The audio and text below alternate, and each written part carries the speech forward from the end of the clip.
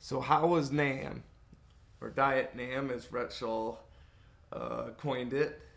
That's the big question. I've got customers emailing me. I have other builders asking me, how did it go? So, if you don't know, NAMM show is a big music industry show in Anaheim, California. And this was the first year or the first year back since it was canceled for COVID stuff. So I think it's like usually 150,000 people like that, and it's all like industry people, and it's everything from guitars to audio equipment, drums. It's everything, and it's absolutely bonkers. It's uh, it's definitely one of those things you got to experience to understand the scope. It's loud. It's constant people. I described the 2020 show as kind of like the stock exchange. My dad goes with me every year, and it's kind of like you're talking to one person as you're handing one person behind them a guitar and taking a guitar from another person and handing it to them and talking to this person for 4 days in a row, and it's awesome. It's awesome. It's intense and it's exhausting and it's awesome, and I think that's the general consensus on it from everyone I talk to.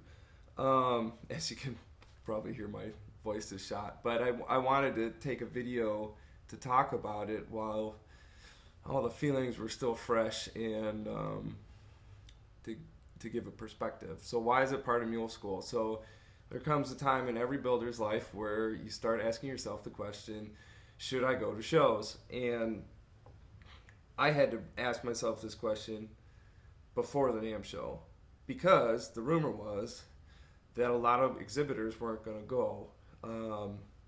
And, you know, even a few weeks before, you got the site map and there were a lot of empty spaces. They ended up cutting out the whole first floor and even the main floor was missing a lot from compared to previous years. So that was kind of the big question we all had to kind of ask ourselves is, do we still go? And every builder is kind of in a unique situation for themselves. So it's kind of something that you have to answer depending on who you are and what instruments are and what the market is and all of that sort of stuff. So I had to ask, should I go to NAMM? And I think in all of those questions we've talked about before, all the big questions are questions of balance. There isn't a wrong or right answer. If you went to NAMM, depending on your principles and the question of balance, it might have been the wrong answer to go. And if you didn't go, that also might have been the wrong answer, or vice versa. So I can only really give my own perspective on it. So that's the big disclaimer. Not knocking anyone who didn't go, simply speaking from my own experience and my own thought process here. So it doesn't apply to anybody except for me. Take it for what it is. So through the thought process of, should I still go to NAMM? With those questions of balance, or those big questions that don't have wrong or right answers, it helps to have principles in place to guide you. Principles are truths, and they're not overly specific. You hear the phrase guiding principles. These are not answers. They are curbs for directing your energy, your finite resources, and your actions towards where you want to be or who you want to be. And there were a few principles at play in answering that question for me. And the first was just show up. Mule would not be here if it wasn't for that. Just show up. Me and, my basement shop, people ask me, well, how did you get into resonators? Were you a metal worker before? Absolutely not. I didn't know that you could cut a piece of metal. I thought that, I don't know. I don't know what I thought anymore. But I had to Google that stuff. It was like taking information from welders and brazers and tin roofers and airplane makers and trying to compile this stuff. And just show up became a mantra. Just go into the basement, just start looking, just buy tools. I didn't have any answers except just show up. Just show up. Stand outside Billy Gibbons' bus with a guitar. Let's see what happens. Just show up. Just fly to Bamborough, some dink town in the United Kingdom, and be a redcoat in a Netflix series with Jason Momoa. Just show up. Might be a disaster, might work out, might be super awesome, might create a lasting friendship. Just show up. That principle has, led me down to a failure, right? It's not a guarantee if you show up that it's going to work out. There's no romance involved with it. But if you don't show up, it's a zero. And asking what the alternative of things is important with that. What's the alternative? You're either moving forward or you're moving backward. This is a reality of life. We kid ourselves into thinking that we can just stay put. What's the reality, or what's the alternative to not going to NAMM? Well, the reality to not going to NAMM was, I don't have the expense of it, which may or may not be recouped by selling instruments there that I wouldn't have sold otherwise. Or I stay at home for an extra day and enjoy that. The likelihood of me not recouping that cost was pretty small, and although I would have loved to be at home, I love being at NAMM, and I love talking to people who appreciate the instrument. You have to weigh either side of these things. I could not just go, well, NAMM's going to be different this year, it might not be worth it. That's not really based on a principle. It's not really based on a fact. It's forecasting an outcome. We do this constantly as human beings, right? We forecast outcomes and tell ourselves stories that aren't really based on anything in particular. It's just our brains kind of compiling feelings and information and et cetera, but that stuff can end up being pretty unreliable. I know myself and I know my brain, and generally speaking, we don't like risk and we don't like discomfort. And so something that I tell my football players is that your brain is a liar, when they're running those sprints, and starts telling them that their knee is a little achy and they might not survive. Your brain is a liar. It's trying to keep you in one spot, and if you follow that feeling, or if you follow that thought that has just popped into your brain, if you follow that out into traffic, you're not really using your energy and your resources to get to where you want to go. You're not becoming the person or becoming the business that you want to become.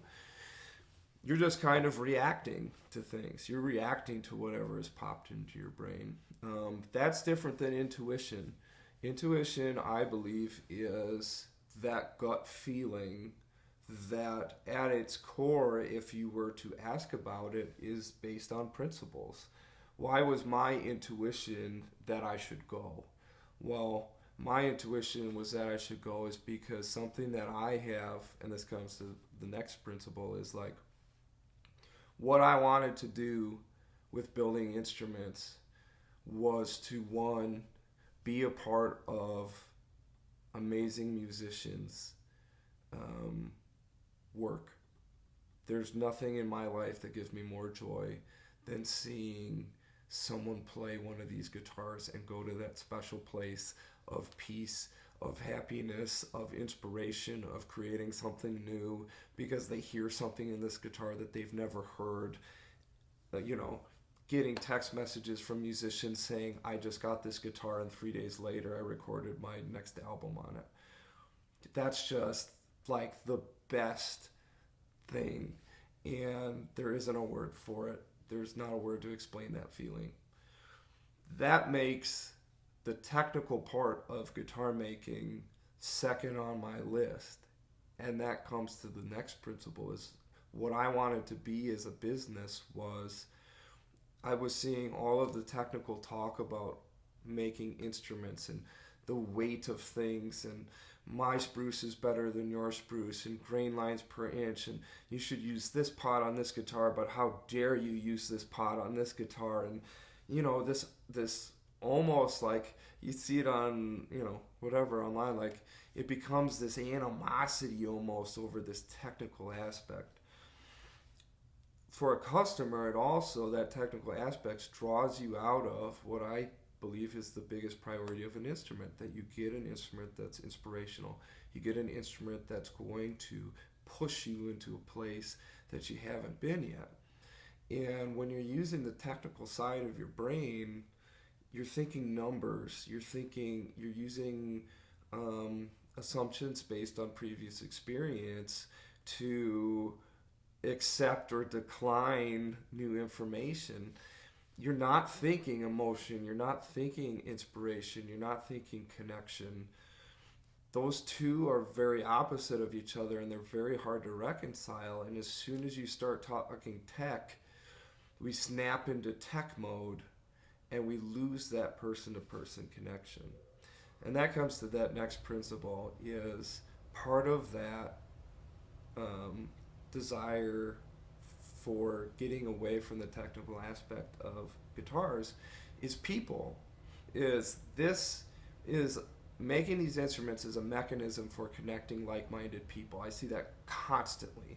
And the NAMM show, to bring it full circle, was a perfect embodiment of that. Is we had people who I could see them coming 50 yards away, smile on their face, they make eye contact, it's slow motion, light from heaven shines down on them, and they show up at the booth and they go, I can't believe I'm finally here.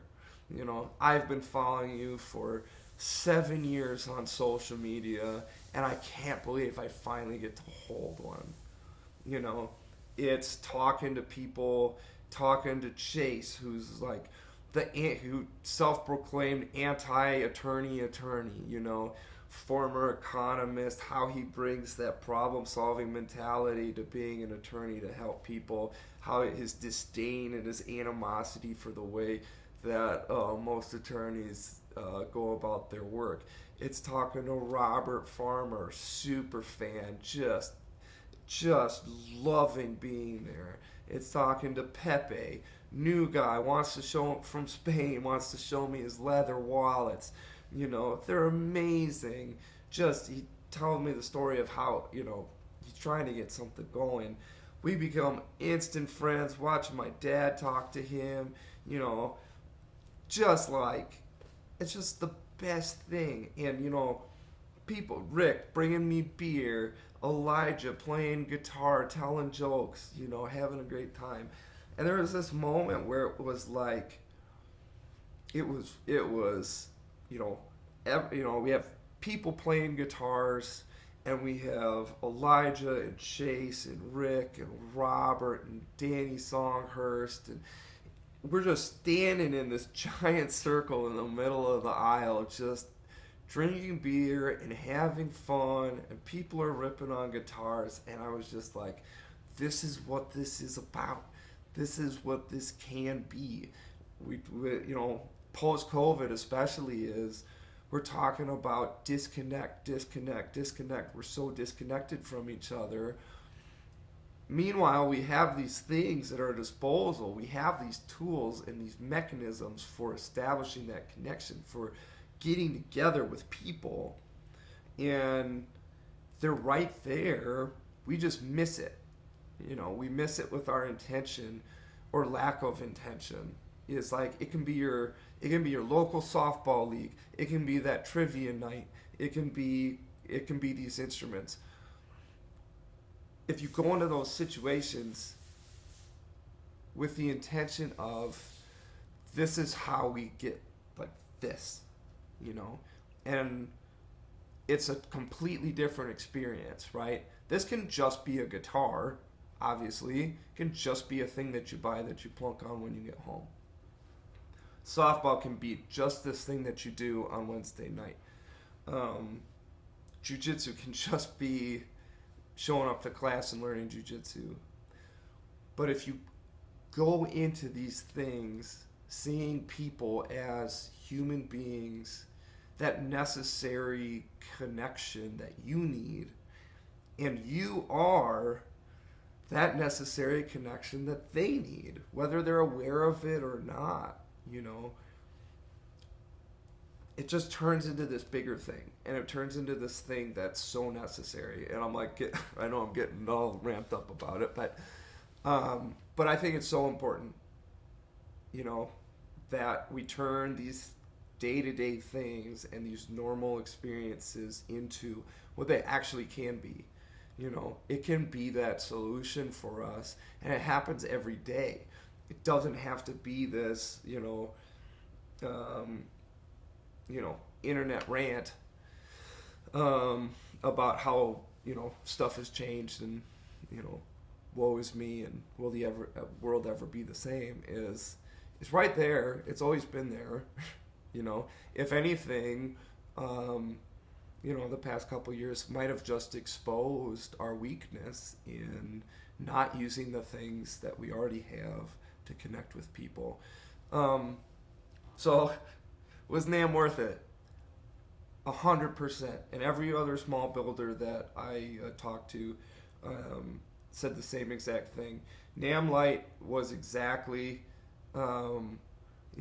every year everyone talks about how NAMM is awesome, but geez, it's a lot, and geez, it's noisy. And NAMM Light was, just the right amount of people, constant traffic, constant great conversation with people. It was quieter. You could actually hear the guitars when you plugged in.